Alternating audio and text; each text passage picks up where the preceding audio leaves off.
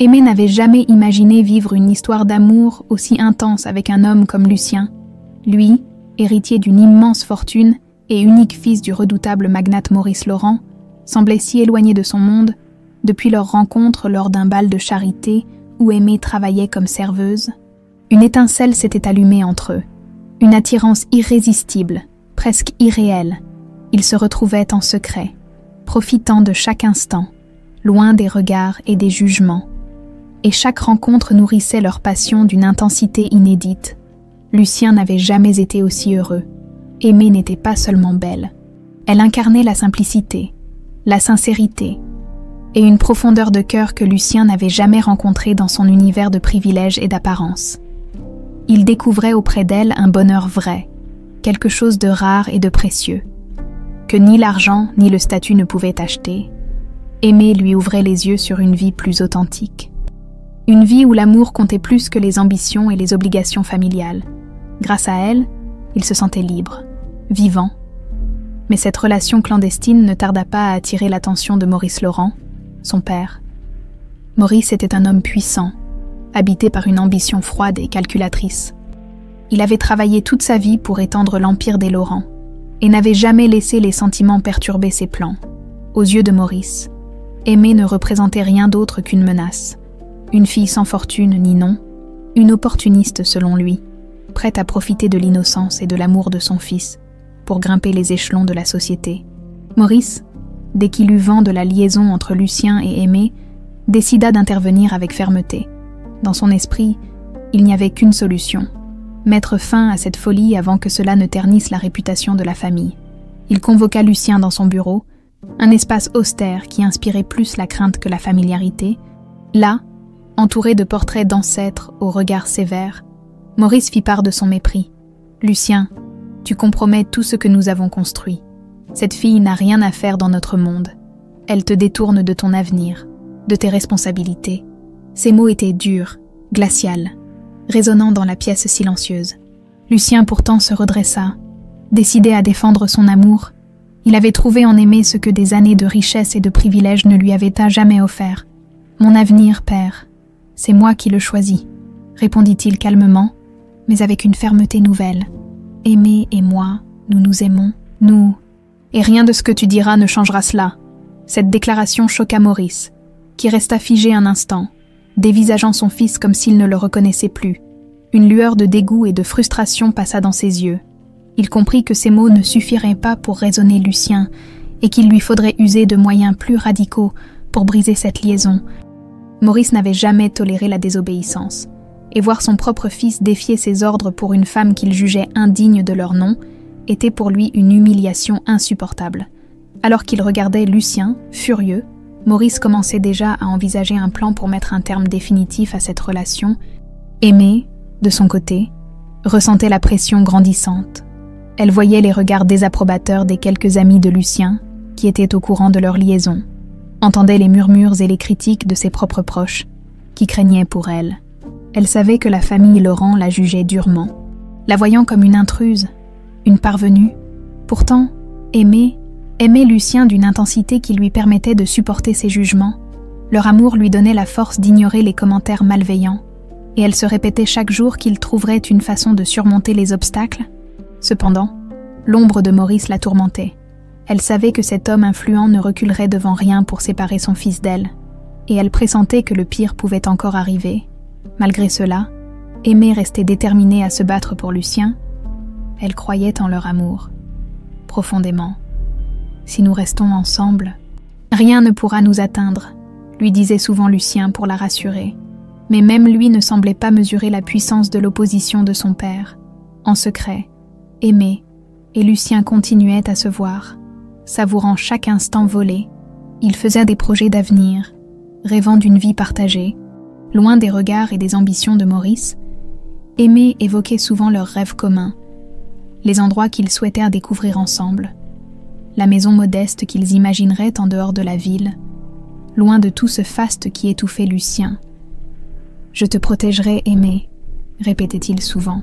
« Rien ni personne ne pourra nous séparer. » Mais au fond d'elle-même, Aimée savait que ce bonheur fragile pourrait être menacé à tout moment. Elle ignorait encore les véritables intentions de Maurice, cet homme qui préparait, dans l'ombre, la plus cruelle des séparations. La vie d'Aimée bascula un matin d'automne lorsque, pleine de bonheur et de secrets à partager, elle décida de retrouver Lucien pour lui annoncer la nouvelle. Elle était enceinte, depuis plusieurs jours. Elle portait en elle ce secret avec une joie immense, mêlée de crainte et d'incertitude. Elle imaginait déjà le sourire de Lucien, sa réaction lorsqu'il apprendrait qu'ils allaient être parents. Elle rêvait d'un avenir à deux, élevant cet enfant ensemble, loin des tensions et des attentes oppressantes de Maurice. Mais le destin, capricieux et cruel, en décida autrement. Alors qu'elle préparait leur rencontre, un coup de fil inattendu vint tout faire basculer. Une voix tremblante à l'autre bout de la ligne lui annonça la terrible nouvelle. Lucien venait de mourir dans un accident de voiture. La voiture s'était écrasée sur une route de campagne. Les services d'urgence arrivant trop tard pour sauver le jeune homme, Aimée resta figée, incapable de comprendre immédiatement la gravité de ces mots. Le choc la cloua au sol, comme si le monde s'effondrait autour d'elle. Ses mains tremblaient, et sa vue se brouilla sous l'effet de l'émotion brutale qui l'envahissait. Elle voulut crier, mais aucun son ne sortit de sa bouche. C'était comme si tout son univers s'était réduit à un silence assourdissant, un vide insupportable. L'homme qu'elle aimait, celui avec qui elle projetait de bâtir une vie, venait de lui être arraché en un instant cruel. Les jours qui suivirent furent comme un cauchemar. Aimée errait, l'esprit vide, le cœur dévasté. Elle peinait à croire à la réalité, à cette absence soudaine et irrémédiable. Elle se rendit aux funérailles de Lucien, se cachant parmi les autres invités pour ne pas attirer l'attention de Maurice, qui avait organisé la cérémonie avec une froideur implacable. Derrière un voile de chagrin, elle observait Maurice, debout et impassible, dirigeant les obsèques de son fils avec la même distance calculée qu'il appliquait à ses affaires. Aimée, rongée par la douleur, se sentit prise de colère en voyant cette indifférence. Maurice semblait ne ressentir aucune perte, aucune tristesse. À cet instant, elle comprit que cet homme était bien plus froid et impitoyable qu'elle ne l'avait imaginé. Quelques jours après l'enterrement, Aimée reçut la visite inattendue d'un homme vêtu de noir. Il lui remit une lettre cachetée, portant la signature glaciale de Maurice Laurent. Dans cette lettre, Maurice se montrait sans pitié. Il la sommait de quitter la ville, de renoncer à tout lien avec le nom des Laurent, et lui interdisait de revendiquer quelque héritage ou relation que ce soit avec la famille. Vous n'êtes rien. Aimée, vous n'êtes pas digne de Lucien, et je veillerai à ce que cet enfant, s'il venait à naître, ne subisse jamais l'influence d'une femme de votre condition, concluait-il d'un ton méprisant. Les mots de Maurice, comme des coups de poignard, réveillèrent en Aimée une terreur sourde. Elle comprit qu'elle était surveillée, que chacun de ses gestes était observé, contrôlé. Elle n'avait plus le choix. Elle devait protéger cet enfant, coûte que coûte. Malgré la peur qui la rongeait, elle sentit une force nouvelle naître en elle, une détermination inébranlable. Elle savait qu'elle porterait cet enfant, même au péril de sa vie, et qu'elle ferait tout pour le préserver de l'influence destructrice de Maurice. Au fil des semaines, Aimée commença à vivre repliée sur elle-même, évitant les endroits fréquentés, gardant ses distances avec les gens qu'elle connaissait. Elle cachait sa grossesse, dissimulant son ventre qui commençait à s'arrondir sous des vêtements amples. Elle savait que, bientôt, Maurice tenterait de lui arracher l'enfant, de lui enlever la seule chose qui lui restait de Lucien. Chaque jour, elle parlait à ce petit être en elle, lui promettant un avenir rempli de bonheur, loin de la haine et des manipulations de son grand-père. « Nous partirons, toi et moi », murmurait-elle en caressant son ventre, le cœur empli d'une détermination désespérée. Les hommes de Maurice, cependant, ne la laissaient jamais en paix. Ils surveillaient chacun de ses mouvements, guettant une occasion de l'empêcher de fuir. Aimée sentait leur présence oppressante, chaque jour plus intense, plus menaçante. Elle vivait dans un état de tension constante, chaque bruit la faisant sursauter, chaque visite inattendue lui rappelant que Maurice n'avait pas renoncé à son intention. Un soir, seule dans sa chambre, elle réalisa que le moment était venu de prendre une décision irrévocable. Elle savait que Maurice ne reculerait devant rien pour la séparer de son enfant, et que rester ici, sous cette surveillance incessante, était trop risqué. Elle ignorait encore où elle irait, mais elle savait qu'elle devait s'éloigner, fuir cette ville, se protéger, elle et son enfant, de l'emprise de Maurice. Il lui restait peu de temps, mais elle trouverait un moyen, pour elle. Cet enfant était la seule trace de Lucien, le seul souvenir tangible de leur amour, et pour cet amour, elle était prête à tout, même au sacrifice ultime. La décision d'aimer était prise. Elle devait fuir, rester ici, sous l'emprise de Maurice. Signifiait risquer de perdre l'enfant qu'elle portait. Elle savait que ce choix de fuir marquerait le début d'une nouvelle vie, une vie faite d'incertitudes et de dangers, mais aussi d'une détermination farouche à protéger le dernier lien qui l'unissait à Lucien. Cette pensée, aussi effrayante soit-elle, lui donnait le courage d'agir sans hésitation. Elle attendit patiemment, cherchant le moment où la vigilance des hommes de Maurice pourrait faillir. Pendant des jours, elle observa leurs mouvements, essayant de déceler une faille dans leur surveillance constante.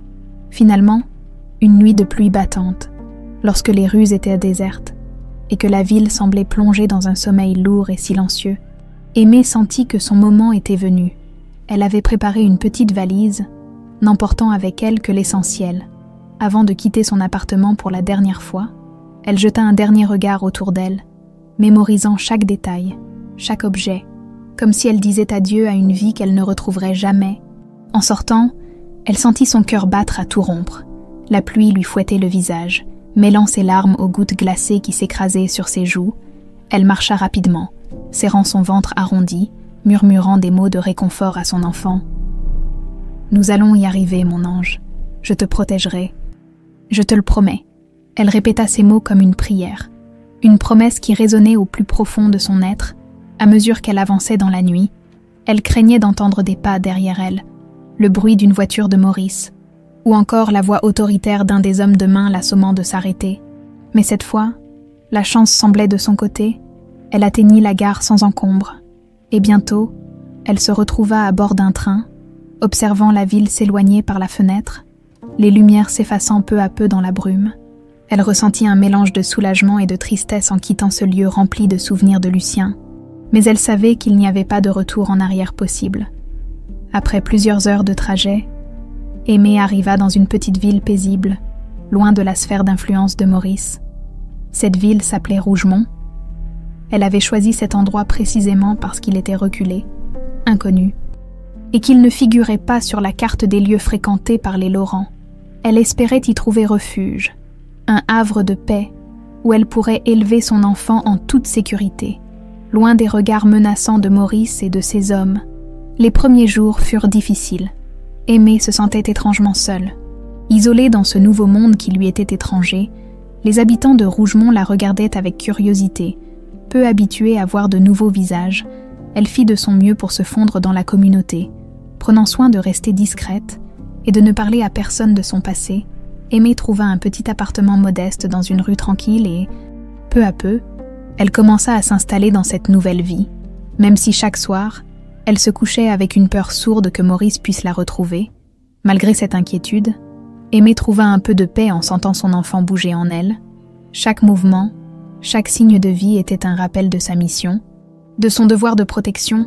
Elle se levait chaque matin avec la conviction que tout cela valait la peine, que chaque sacrifice, chaque moment de solitude et de peur avait un sens. Elle vivait maintenant pour cet enfant, pour l'espoir d'un avenir serein, loin de l'ombre de Maurice. Les mois passèrent, et Aimée, qui approchait de la fin de sa grossesse, savait que l'arrivée de l'enfant marquerait le début de son nouveau rôle de mère. Elle se préparait du mieux qu'elle pouvait, avec les moyens limités dont elle disposait, à accueillir ce bébé qu'elle aimait déjà plus que tout. Un jour, en rangeant ses affaires, elle retrouva un petit pendentif que Lucien lui avait offert, et elle décida que son enfant porterait ce souvenir, un symbole du père qu'elle n'aurait jamais la chance de connaître. Enfin, dans une nuit tranquille de printemps, Aimée donna naissance à une petite fille. L'émotion qui l'envahit lorsqu'elle prit le bébé dans ses bras était indescriptible. Elle la regarda avec des yeux pleins d'amour, caressant son visage délicat, ses petits doigts serrant les siens. « Tu t'appelleras Solène », murmura-t-elle avec tendresse. C'était comme si ce prénom portait en lui la promesse d'un avenir lumineux, un futur rempli de paix, loin du passé douloureux qu'elle laissait derrière elle. Aimée savait que sa nouvelle vie ne serait pas simple, mais en tenant Solène dans ses bras, elle sentit une force nouvelle, une détermination inébranlable. Elle s'était battue pour en arriver là, et elle se battrait chaque jour pour offrir à sa fille la vie qu'elle méritait, Les années passèrent paisiblement dans le petit village de Rougemont. Aimée, maintenant mère dévouée, se consacrait entièrement à Solène. La vie ici était simple, presque rudimentaire. Mais pour Aimée, c'était une bénédiction. Elle savait que chaque jour passé loin de Maurice et de son influence signifiait une journée de plus en sécurité pour sa fille. Solène grandissait entourée d'amour et de tendresse. Ignorant tout du passé tumultueux de sa mère et de l'ombre menaçante de son grand-père, Aimée s'était intégrée à la communauté discrètement. Elle travaillait comme couturière, offrant ses services aux familles du village et gagnant ainsi de quoi subvenir aux besoins de Solène. Les villageois, bien que curieux au début, s'étaient habitués à sa présence et respectèrent sa réserve. Aimée était appréciée pour sa gentillesse et sa discrétion, et elle avait réussi à tisser quelques amitiés simples mais sincères. Pour la première fois depuis longtemps, elle se sentait en sécurité. Solène, quant à elle, était une enfant joyeuse et pleine de vie. Elle passait ses journées à jouer dans les prairies environnantes, à courir dans les ruelles de Rougemont et à découvrir le monde à travers les histoires que sa mère lui racontait le soir avant de s'endormir. Aimée veillait à ce que sa fille grandisse dans un environnement serein, loin des tourments et des ambitions de Maurice. Elle lui apprenait les valeurs de la simplicité, de la bonté et du respect. Solène, malgré ses origines familiales complexes, ne connaissait que l'amour pur et inconditionnel de sa mère. Pourtant, Aimée ne pouvait pas ignorer la peur constante qui subsistait au fond de son cœur. Bien qu'elle ait réussi à échapper à Maurice pendant tout ce temps, elle savait qu'un jour, sa fille serait en âge de poser des questions. Elle redoutait le moment où Solène voudrait connaître ses origines, comprendre pourquoi elle vivait seule, éloignée de tout lien familial. Aimée savait qu'elle ne pourrait pas lui cacher la vérité éternellement. Parfois, lorsqu'elle contemplait le visage de Solène endormie, Aimée se perdait dans ses pensées. Elle imaginait la vie que Lucien aurait aimée pour sa fille, une vie remplie de rires, de découvertes et de bonheur. Elle se demandait si un jour, Solène pourrait ressentir la présence de son père d'une manière ou d'une autre. Aimée gardait précieusement le pendentif que Lucien lui avait offert, en promettant qu'il serait un jour le sien. Pour elle, c'était le dernier vestige de l'homme qu'elle avait tant aimé, et elle savait que ce pendentif symboliserait pour Solène un lien indéfectible avec ses racines. Solène grandissait, et avec chaque année, la ressemblance avec Lucien devenait plus frappante.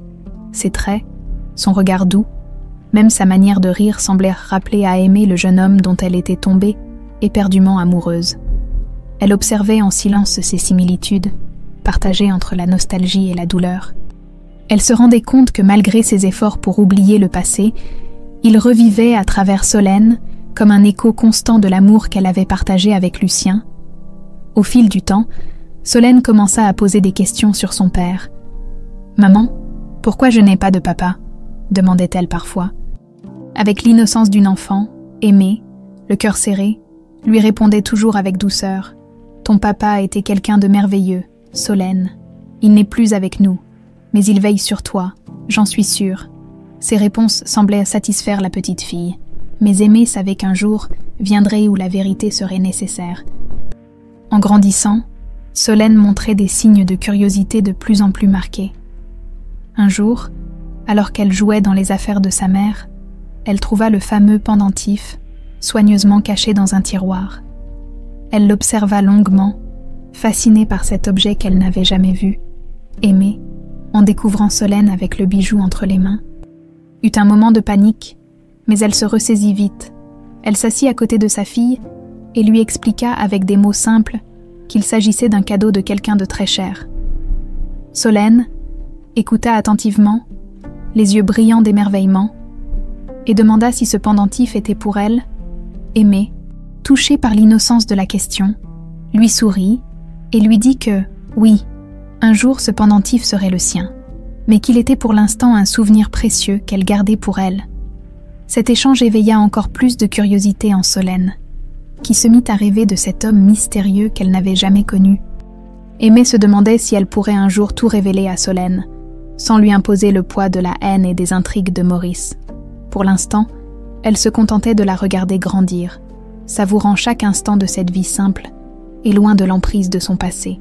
Mais elle savait, au fond d'elle-même, que l'heure viendrait où Solène devrait connaître la vérité. Aimée espérait seulement que, lorsqu'elle serait prête à découvrir son histoire, Solène trouverait en elle la force d'affronter son héritage et de préserver son innocence malgré les secrets. Les années passèrent, et le visage d'Aimée montrait de plus en plus les marques de la fatigue et du temps. La vie à Rougemont, bien que paisible, n'était pas toujours facile, et les sacrifices qu'elle avait faits pour protéger Solène avaient exigé un prix. Aimée n'était plus aussi vive qu'avant, et sa santé commença à décliner doucement, presque imperceptiblement. Elle faisait de son mieux pour cacher ses douleurs, mais la réalité devint bientôt inévitable. Elle était gravement malade, au fond d'elle-même. Aimée savait que le temps lui était compté. Cette prise de conscience la frappa avec une intensité douloureuse. Elle comprenait qu'elle ne pourrait pas toujours être là pour veiller sur Solène, pour la protéger de l'ombre menaçante de son passé. C'était une idée insupportable, mais Aimée n'avait pas d'autre choix que d'y faire face. Elle devait agir avant que la maladie ne la prive de toutes ses forces. Un soir, alors qu'elle était assise dans sa petite chambre, le cœur lourd, Aimée décida qu'il était temps de préparer Solène à une vérité qu'elle avait gardée enfouie depuis trop longtemps. Elle savait qu'elle ne pourrait plus retarder l'inévitable. Solène, désormais jeune adolescente, avait le droit de connaître son histoire, d'apprendre les sacrifices de sa mère et le danger qui pouvait encore rôder autour d'elle. Elle attendit que Solène rentre de ses jeux d'enfance dans les champs, son sourire radieux illuminant la pièce dès qu'elle passa la porte. « Maman, j'ai trouvé des fleurs pour toi », dit-elle, en lui tendant un bouquet de fleurs des champs, ignorant le tourment intérieur de sa mère. Aimée accepta les fleurs avec un sourire, caressant tendrement la joue de sa fille. Mais son cœur était lourd de chagrin. « Solène, viens t'asseoir avec moi », dit-elle doucement. Il y avait une gravité inhabituelle dans sa voix, et Solène, intriguée, obéit en s'asseyant à ses côtés. Aimée prit une profonde inspiration, cherchant les mots justes. « Il y a des choses que je ne t'ai jamais dites, des choses que tu dois savoir, même si elles sont difficiles à entendre. » Solène, les yeux grands ouverts, écoutait attentivement, ressentant le poids de chaque mot. Aimée commença alors à lui raconter l'histoire de son père, Lucien.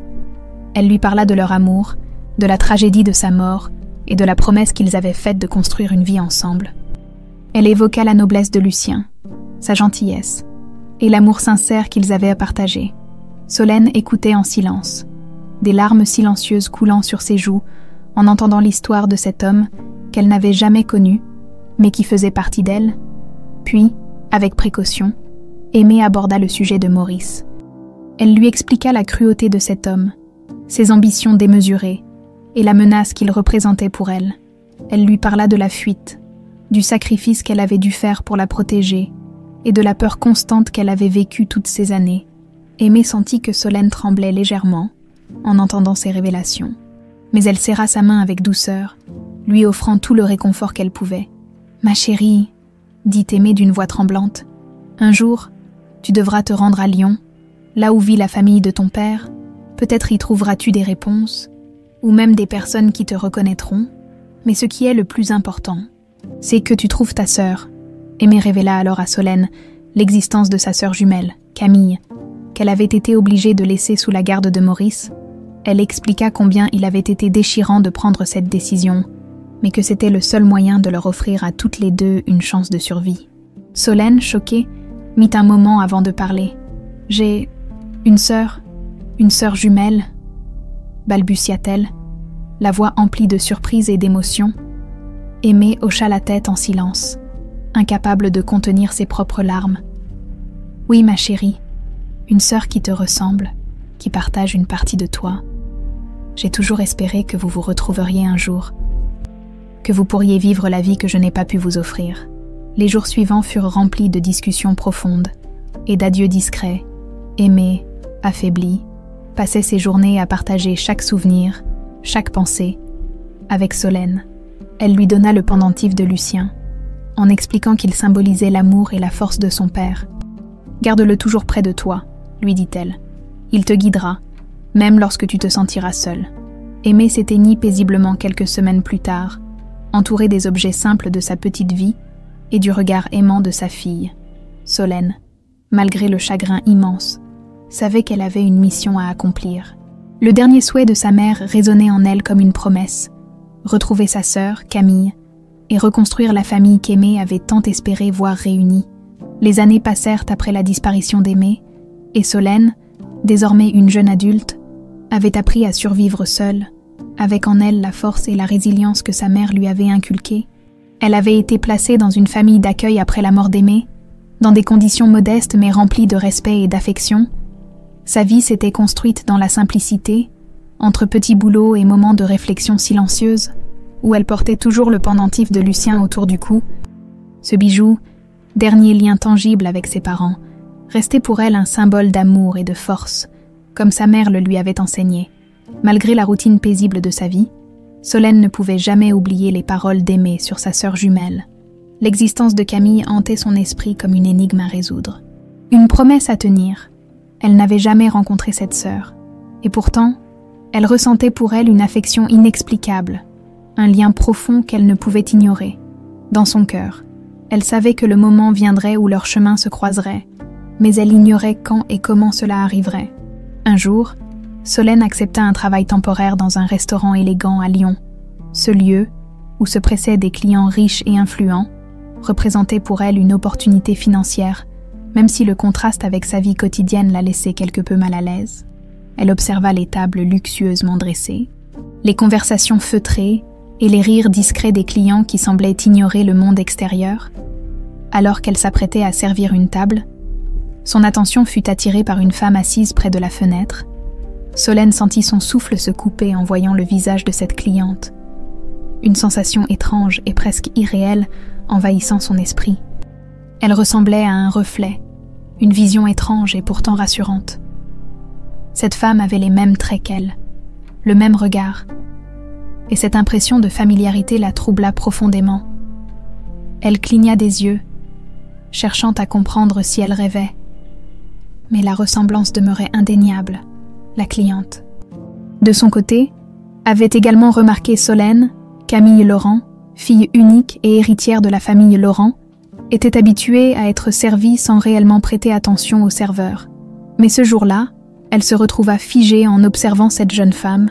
Elle ne comprenait pas pourquoi elle ressentait ce besoin soudain de la dévisager, comme si quelque chose en elle appelait un souvenir enfoui, un lien inexpliqué. Puis, quelque chose d'encore plus surprenant attira l'attention de Camille. Solène, en s'approchant pour déposer un plat, portait un pendentif identique à celui qu'elle-même portait depuis son enfance. Ce bijou, que Maurice lui avait donné en insistant sur son importance, lui était très précieux. Elle le considérait comme un symbole de son héritage et ne l'avait jamais vu ailleurs. Et pourtant, cette serveuse, qui lui ressemblait étrangement, portait le même pendentif. Camille, bouleversée, leva les yeux vers Solène et demanda d'une voix tremblante: « Où avez-vous eu ce pendentif ?» Solène, déconcertée par l'émotion dans la voix de cette cliente, hésita un instant avant de répondre. « C'était un cadeau de mon père. Enfin, c'est ce que ma mère m'a dit. Elle m'a expliqué qu'il symbolisait quelque chose de très important. » Le silence s'installa entre elles, lourd de mystère et de non-dit. Camille posa sa main sur le bijou, le regard perdu, tentant de comprendre ce qui se passait. « Mon père me l'a donné aussi. Il m'a toujours dit qu'il représentait notre famille, que c'était un lien spécial. » Les mots de Camille résonnaient avec une intensité qui ne faisait qu'accentuer le lien étrange entre elles. C'était comme si, en cet instant, le voile se levait sur une vérité cachée, une connexion profonde qui dépassait les mots. Solène, les larmes aux yeux, ne pouvait nier ce qu'elle ressentait. « Ma mère m'a parlé d'une sœur. Elle s'appelait Camille. Elle m'a dit que je devais la retrouver, qu'elle était la seule famille qui me restait. » Camille, secouée, prit un instant pour assimiler cette révélation. Elle sentit son cœur se serrer, une émotion intense l'envahissant. Elle se leva doucement, se tenant face à Solène, et murmura « Je suis Camille, Camille Laurent. » Leurs regards se croisèrent, et dans un instant de reconnaissance muette, elles se comprirent, la promesse de leur mère, le lien brisé par les manipulations de Maurice, venait enfin d'être restauré, malgré toutes les années de séparation et de silence. Les deux sœurs restèrent là, immobiles, réalisant la profondeur de leur lien. Elles étaient enfin réunies, contre toute attente. Dans ce restaurant de Lyon, un lieu où le hasard les avait rassemblées après des décennies de vie parallèle, Camille, bien que confuse, prit la main de Solène et lui proposa de se retrouver en dehors de ce cadre de travail. Pour parler plus longuement, elle savait qu'elles avaient beaucoup de choses à se dire, et que leur histoire ne faisait que commencer. Leur vie, autrefois séparée, venait de s'entremêler d'une manière inattendue, comme si le destin avait enfin décidé de réparer ce qui avait été brisé. Assises face à face dans un café tranquille de Lyon, Camille et Solène se dévisageaient, essayant d'assimiler cette réalité presque impossible à croire. Les dernières heures avaient été comme un rêve pour elles deux, entre la surprise, la joie et la confusion. Camille, avec sa tenue élégante et ses manières sophistiquées, incarnait tout ce que Solène avait imaginé de la vie d'une héritière, alors que Solène, avec sa simplicité et son regard franc, représentait la vie que Camille n'avait jamais connue. Elles semblaient être le reflet l'une de l'autre, deux mondes opposés mais liés par des racines communes. Camille brisa le silence en prenant délicatement le pendentif de Solène entre ses doigts.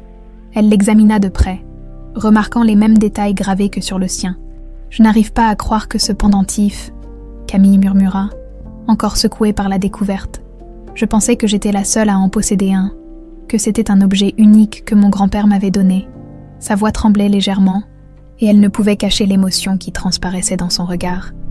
Solène, touchée par cette émotion sincère de sa sœur, sourit doucement. « Ma mère m'a dit que c'était un cadeau de mon père. Elle ne m'a jamais parlé de toi.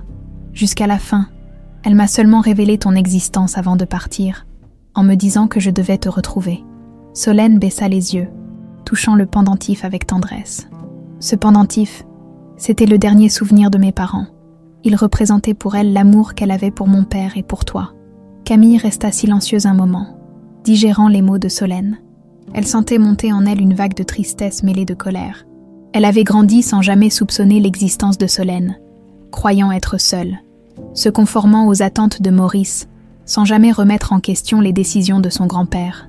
Maintenant, elle comprenait qu'une part de sa vie lui avait été dérobée, dissimulée sous les mensonges et la froideur de Maurice. « Mon grand-père », Camille murmura, le regard fixe, comme si elle revivait des souvenirs d'enfance. « Il m'a toujours dit que mes parents étaient morts dans un accident tragique et qu'il était tout ce qui me restait.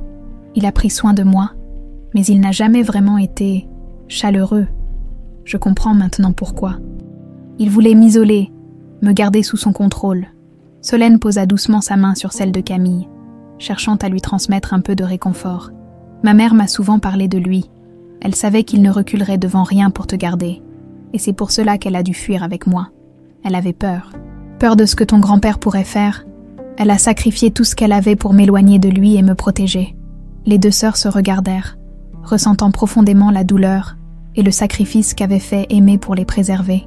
Leurs chemins avaient été séparés. Mais elles comprenaient maintenant que tout cela était le résultat d'une lutte silencieuse. Menée dans l'ombre par leur mère contre Maurice, ce dernier, avec son influence et son pouvoir, avait réussi à manipuler leur vie, à façonner leur destin sans qu'elles en aient conscience. « Camille, » dit Solène avec une voix déterminée, « il est temps de découvrir la vérité sur notre famille. Ce pendentif, c'est un symbole de l'amour de nos parents, mais aussi des secrets que Maurice nous a cachés. Je pense que nous devons lui faire face, exiger des réponses. » Camille hocha la tête, partagée entre la crainte et la conviction nouvelle que cette rencontre lui avait apportée. Camille, bien qu'hésitante, sentait qu'il était nécessaire de confronter Maurice, de comprendre pourquoi il avait menti pendant tant d'années. Elle savait que cette démarche ne serait pas sans risque, mais elle se sentait plus forte maintenant, sachant qu'elle n'était plus seule, ensemble. Elle pourrait peut-être faire éclater la vérité au grand jour. Elles passèrent plusieurs heures à discuter, à partager des souvenirs, à combler le vide laissé par tant d'années de séparation. Camille raconta à Solène son enfance solitaire, remplie de règles strictes et d'attentes élevées, mais dépourvue de véritable affection. Solène, quant à elle, décrivit la vie modeste et heureuse qu'elle avait menée avec Aimé, une vie faite de simplicité mais comblée d'amour. Les deux sœurs réalisèrent combien leurs vies avaient été façonnées par les décisions et les ambitions de Maurice. Elles comprenaient désormais que cet homme, qui prétendait être leur protecteur, avait en réalité agi par égoïsme, sacrifiant leur bonheur au profit de ses propres désirs. Maurice, par peur de perdre le contrôle de la famille Laurent, avait construit un mur de mensonges pour les séparer et maintenir son autorité. Finalement, Alors que la nuit tombait et que le café se vidait peu à peu, Camille regarda Solène avec détermination. « Demain, dit-elle fermement, nous irons voir Maurice. Il devra nous dire la vérité, toute la vérité. Nous avons le droit de savoir ce qui est arrivé à notre famille. » Solène acquiesça, sentant en elle une force nouvelle. « Nous affronterons notre passé ensemble, Camille. Nous devons cela à notre mère, à notre père et à nous-mêmes. » Le lendemain les attendait avec des révélations, des confrontations et peut-être des réponses aux questions qui les tourmentaient depuis trop longtemps. Le lendemain matin, Camille et Solène se préparèrent pour l'affrontement qui les attendait. La tension était palpable alors qu'elles quittaient l'appartement de Camille, marchant ensemble vers la demeure familiale des Laurent. Pour Solène, c'était une première incursion dans cet univers qu'elle avait seulement imaginé d'après les récits de sa mère. Pour Camille, il s'agissait d'un retour à un lieu familier, mais soudainement chargé de suspicion et de colère. La résidence Laurent, massive et imposante, se dressait au sommet d'une colline. Entourée de jardins soigneusement entretenus qui semblaient illustrer la froideur et la rigueur de Maurice. En approchant, Solène ressentit un mélange de fascination et d'inquiétude. Elle ne pouvait s'empêcher de se demander combien de secrets se cachaient entre ces murs. Combien de mensonges avaient été dissimulés derrière les apparences. Maurice les attendait dans son bureau, un espace rempli de meubles sombres et de portraits d'ancêtres au regard sévère. Lorsqu'il les vit entrer, son visage resta impassible. Bien que son regard trahisse une certaine surprise en découvrant Solène aux côtés de Camille, il ne s'attendait manifestement pas à cette confrontation, et encore moins à la présence de cette jeune femme qui portait les traits de Lucien et le même pendentif que Camille. Camille, les mains tremblantes mais la voix ferme, prit la parole en premier. « Grand-père, nous sommes ici pour connaître la vérité. Tu nous as menti pendant des années, et nous ne partirons pas sans obtenir des réponses. » Son ton était déterminé, et elle croisa les bras, défiant Maurice de lui mentir encore une fois. Maurice, impassible, fixa les deux jeunes femmes d'un regard glacial. « La vérité, murmura-t-il, une lueur de mépris dans les yeux. La vérité est que j'ai toujours agi dans l'intérêt de cette famille. » Sa voix était froide, détachée, comme s'il parlait d'une simple affaire d'affaires. Solène prit une grande inspiration, rassemblant tout son courage avant de parler. « Ma mère, aimée, a sacrifié sa vie pour me protéger de toi. Elle m'a dit que tu avais fait tout ton possible pour la séparer de Lucien. Pour détruire leur bonheur, comment as-tu pu agir ainsi ?» Ces mots étaient empreints de douleur et de colère, et Maurice ne put s'empêcher de détourner le regard, comme s'il ressentait pour la première fois une once de culpabilité. Maurice soupira, comme s'il était fatigué de porter le poids de ses propres secrets. « Vous ne comprenez rien, » dit-il lentement. « Lucien, il était faible. Il n'avait pas la force nécessaire pour diriger l'Empire Laurent. Cette aimée l'avait détourné de son devoir. Elle l'avait affaibli. J'ai fait ce qui était nécessaire pour préserver notre nom, pour m'assurer que les Laurent ne soient pas humiliés. » Camille secoua la tête, incrédule. « Comment peux-tu appeler cela de la force, alors que tout ce que tu as fait, c'est détruire ceux que tu prétendais protéger. Tu m'as privé de ma sœur. Tu nous as menti à toutes les deux. Et tout cela pourquoi ? Pour du pouvoir, pour de l'orgueil. » Sa voix se brisa, et des larmes de frustration apparurent dans ses yeux.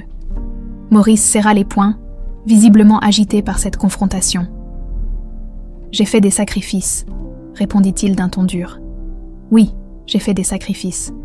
Mais ils étaient nécessaires pour le bien de cette famille. Vous êtes jeune, vous ne pouvez pas comprendre. » Il détourna les yeux, comme s'il refusait d'admettre la portée de ses actes. Solène s'approcha de Maurice, le regard fixe. « Peut-être que nous ne pouvons pas comprendre, mais cela n'efface pas le mal que tu as causé. Ma mère a passé sa vie dans la peur, cachée, pour me protéger de toi. Elle m'a parlé de ton contrôle, de ta cruauté. Elle a souffert de ton obsession du pouvoir.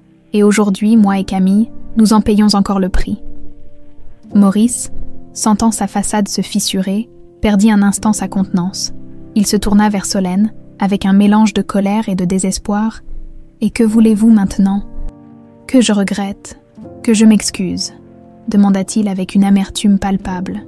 Camille, d'une voix calme mais déterminée, répondit « Ce que nous voulons, c'est la vérité, toute la vérité. Nous voulons savoir ce qui est arrivé à notre père, et pourquoi tu as fait en sorte que nous soyons séparés. Pourquoi nous avoir menti pendant tant d'années ?»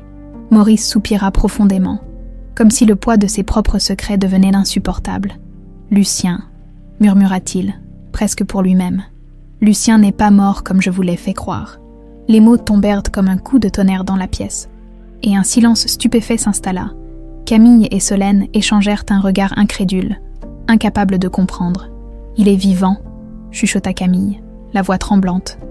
Maurice détourna les yeux, fixant un point invisible dans la pièce. « Après l'accident, il a été plongé dans un coma.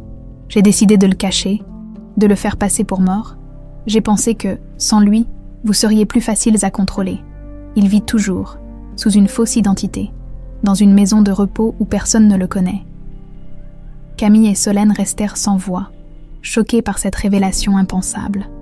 Leur père, celui qu'elles avaient cru mort, était vivant, enfermé et oublié par Maurice pour préserver son propre pouvoir. La colère et la tristesse les envahirent. Mais au fond d'elles, une nouvelle détermination naissait. Elles sauvèrent leur père, envers et contre tout.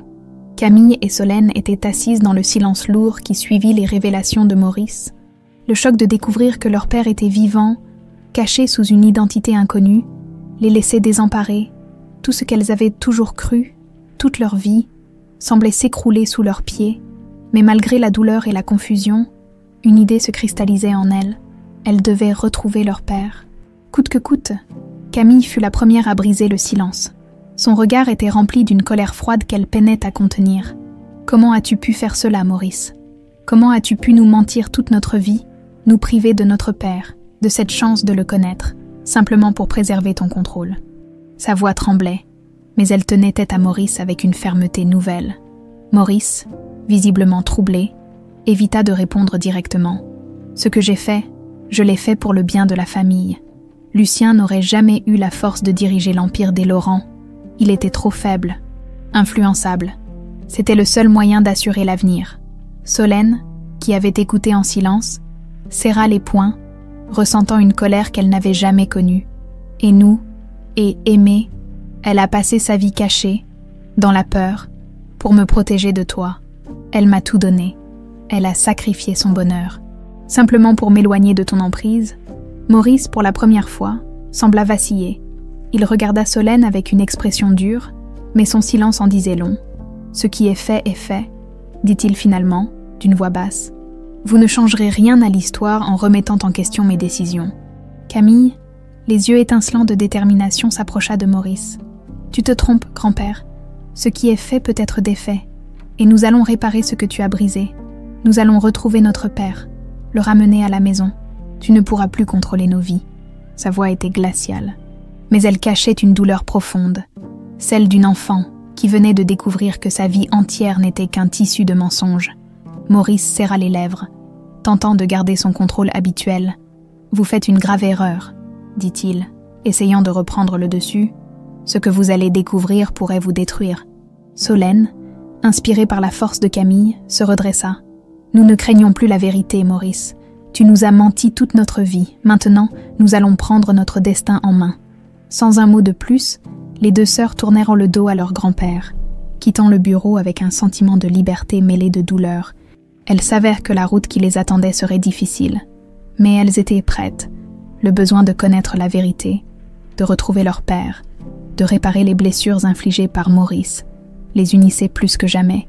Une fois dehors, Camille et Solène s'arrêtèrent, essayant de reprendre leurs esprits. La révélation avait changé tout leur monde, mais elles savaient qu'il leur fallait agir vite. Elles avaient besoin d'informations pour localiser leur père, et elles savaient que Maurice ne leur fournirait rien. Cependant, Camille se souvint de certains noms, de certaines allusions qu'elle avait entendues au fil des années. Elle se tourna vers Solène, une étincelle d'espoir dans les yeux. « Maurice a mentionné une maison de repos, quelque part où personne ne connaît notre père. Il est possible qu'il soit dans un de ces établissements privés. Je connais quelqu'un qui pourrait nous aider, un vieil ami de la famille, quelqu'un en qui Maurice a confiance. Peut-être pourra-t-il nous donner des indices sur l'endroit où se trouve notre père. » Solène acquiesça, sentant une vague de détermination la traverser. « Faisons-le, Camille. Je suis prête à tout pour retrouver notre père. Nous avons été privés de lui pendant trop longtemps. » Les jours suivants furent marqués par une course contre la montre. Camille et Solène, bien qu'épuisées, passèrent leur journée à recueillir des informations, à contacter des connaissances de la famille et à enquêter discrètement sur les établissements privés de la région. Chaque nuit, elles échangeaient leurs découvertes, partageant leurs espoirs et leurs craintes, se soutenant mutuellement dans cette quête ardue. Finalement, après des jours de recherches incessantes, elles obtinrent une piste solide, un établissement isolé, situé dans une région tranquille en dehors de Lyon, semblait correspondre à la description. Ce lieu, discret et peu connu, était réputé pour son service aux clients fortunés désirant garder l'anonymat. Il correspondait en tout point à ce que Maurice avait décrit. Le cœur battant, les deux sœurs se mirent en route vers l'établissement. Chaque kilomètre qui les rapprochait d'eux amplifiait leur angoisse. Elles ne savaient pas ce qu'elles allaient trouver, ni même si leur père les reconnaîtrait après toutes ces années. Mais elles devaient le voir, lui dire qu'il n'était pas seul, que sa famille était là pour lui. Quand elles arrivèrent devant l'établissement, un mélange de peur et d'espoir les traversa. Camille prit la main de Solène et lui adressa un sourire rassurant. « Peu importe ce qui nous attend à l'intérieur, nous ferons face ensemble. Nous allons le ramener, Solène. Nous allons enfin être une famille. » Elles entrèrent dans le bâtiment, prêtes à affronter leur passé et à retrouver ce père qu'elles avaient cru perdu à jamais. Camille et Solène traversèrent les couloirs silencieux de l'établissement, guidées par une infirmière au visage bienveillant. Les murs, peints dans des teintes douces, exhalaient une tranquillité artificielle, comme si ce lieu avait été conçu pour apaiser des âmes tourmentées, mais pour Camille et Solène, chaque pas accentuait l'appréhension et l'excitation qui leur nouaient à l'estomac. Elles allaient enfin rencontrer cet homme qui avait été absent de leur vie, mais qui occupait pourtant une place immense dans leur cœur. L'infirmière s'arrêta devant une porte en bois simple, gravée du numéro 28. Elle leur adressa un sourire rassurant. « Monsieur Laurent est un résident très calme, » leur dit-elle doucement. « Il a peu de visiteurs, alors je suis sûre qu'il sera heureux de voir de nouveaux visages. » Camille et Solène échangèrent un regard. Ressentant le poids de ce moment, elles acquiescèrent. Et l'infirmière ouvrit la porte en silence, les laissant entrer avant de s'éloigner discrètement. À l'intérieur, dans une petite chambre éclairée par la lumière du jour, se trouvait un homme assis près de la fenêtre, regardant au loin d'un air absent. Ses cheveux, parsemés de gris, encadraient un visage marqué par le temps et la fatigue, mais ses traits, bien que vieillis, conservaient une douceur et une noblesse qui rappelaient à Camille et Solène leur propre reflet. Camille s'approcha doucement, les larmes lui montant aux yeux. « Papa » murmura-t-elle.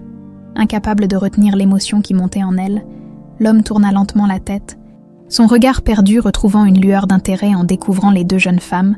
Un silence poignant s'installa, comme si le temps lui-même s'était suspendu. Lucien les fixa un moment, clignant des yeux comme pour s'assurer qu'il ne rêvait pas.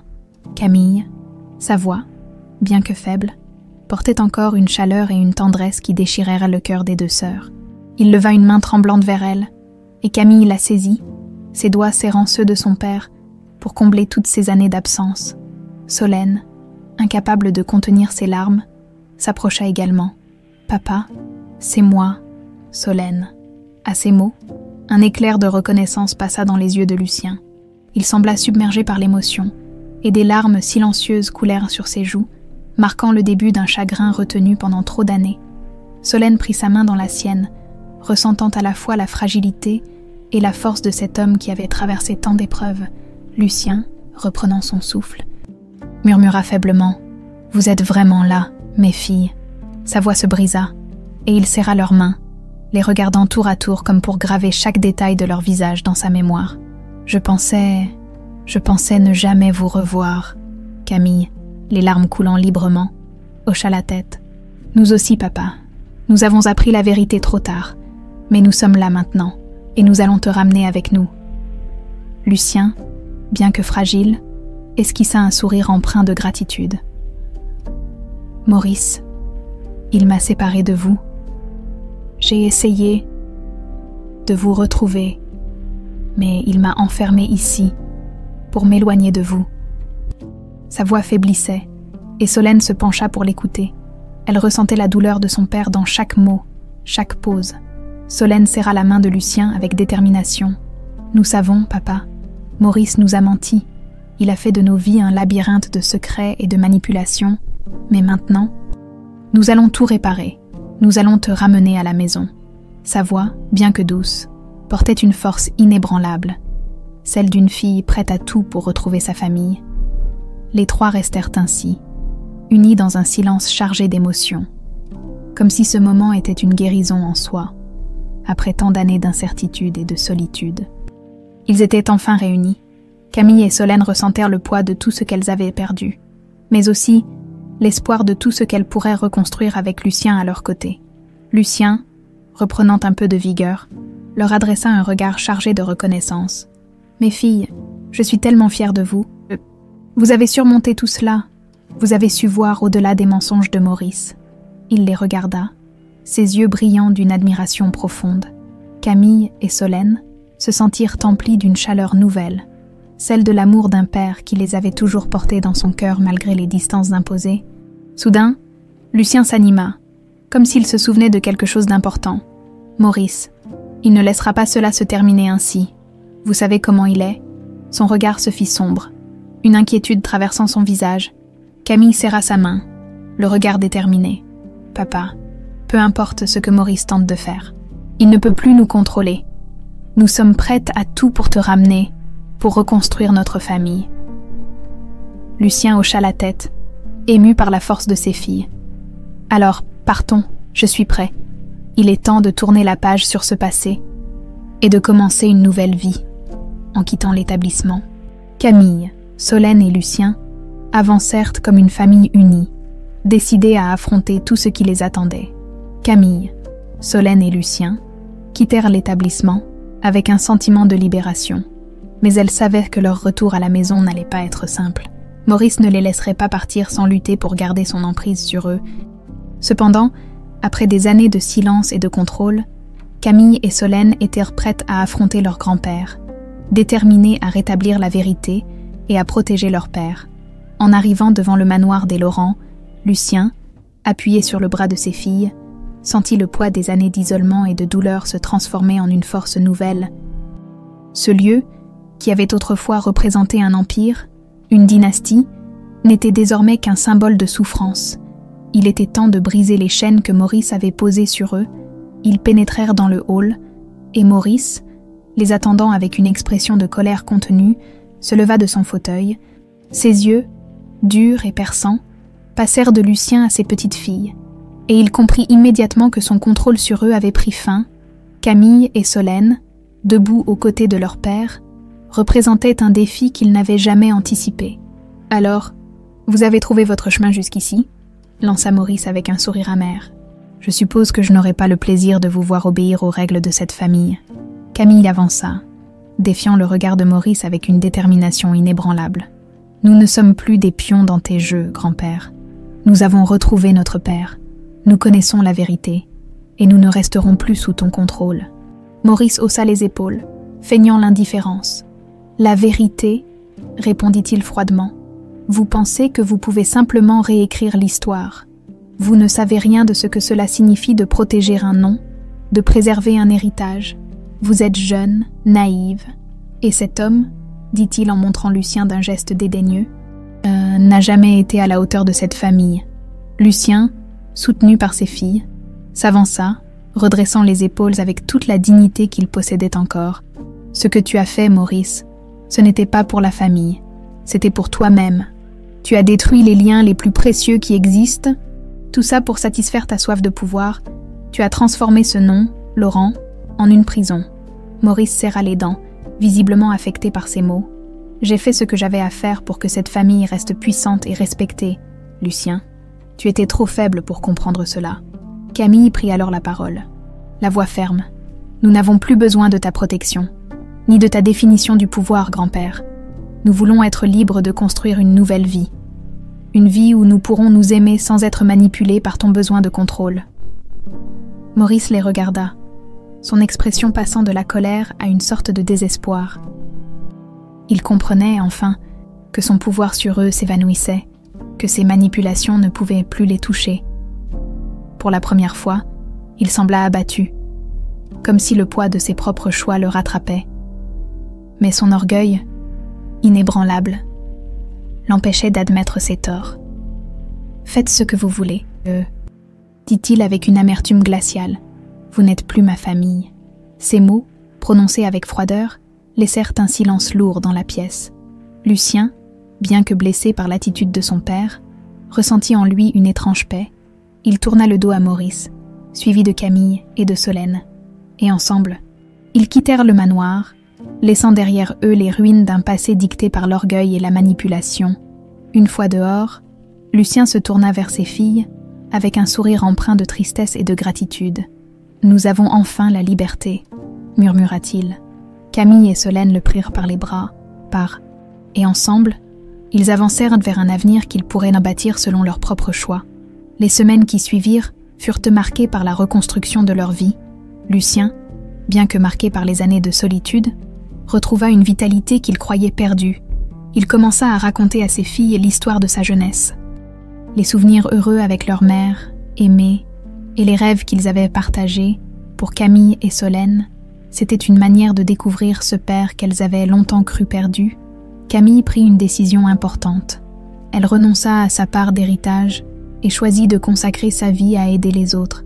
Loin des jeux de pouvoir des Laurent, Solène, inspirée par la force de sa mère, trouva un emploi dans une association locale, où elle pouvait mettre en pratique les valeurs de compassion et de générosité qu'Aimée lui avait transmises. Quant à Maurice, il restait isolé dans le manoir familial, entouré de son héritage, mais désormais privé de la famille qu'il avait tenté de modeler à son image. Son empire, autrefois imposant, se retrouva peu à peu déserté, comme si le poids de ses actions s'était finalement retourné contre lui. Il ne restait de sa puissance passée qu'une ombre, un souvenir d'une influence basée sur le contrôle et la peur. Un soir, Camille et Solène, réunies avec leur père dans une maison modeste mais pleine de chaleur, prirent le pendentif qu'Aimée leur avait laissé et le placèrent au centre de la table. Il représentait pour elles l'amour, la force et le sacrifice de leurs parents, un héritage bien plus précieux que tous les biens matériels que Maurice aurait pu leur offrir. Ensemble, ils portèrent un toast, rendant hommage à Aimée et au chemin difficile qu'ils avaient traversé pour retrouver leur famille.